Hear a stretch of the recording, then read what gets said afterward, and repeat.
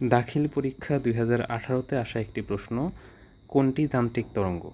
আচ্ছা, তার আগে আমরা তরঙ্গের সংজ্ঞাটা একটু দেখে নিই।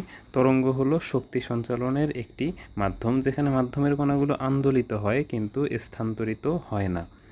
আচ্ছা, তাহলে সংজ্ঞা থেকে আমরা দেখতে পারলাম মাধ্যমের উপস্থিতি, মাধ্যম জিনিসটা লাগতেছে, কিন্তু বাস্তবে এমন কিছু তরঙ্গ আছে যেগুলো আসলে এক জায়গা থেকে আরেক জায়গায় যাইতে কোনো মাধ্যমই লাগে না। যেমন একটা হচ্ছে তড়িৎচুম্বকীয় তরঙ্গ। তড়িৎচুম্বকীয় তরঙ্গের অন্তর্ভুক্ত হচ্ছে এই তো আলোক তরঙ্গ। এখন তার বিপরীতে এই তো শব্দ তরঙ্গ আমরা খেয়াল করলে দেখবে যে বাতাসে, তারপর লোহার মাধ্যমে, এরকম তোমরা এই চ্যাপ্টারে অনেকগুলো ম্যাথ করছো, যেখানে শব্দ তরঙ্গ বিভিন্ন মাধ্যমের মধ্য দিয়ে গেছে।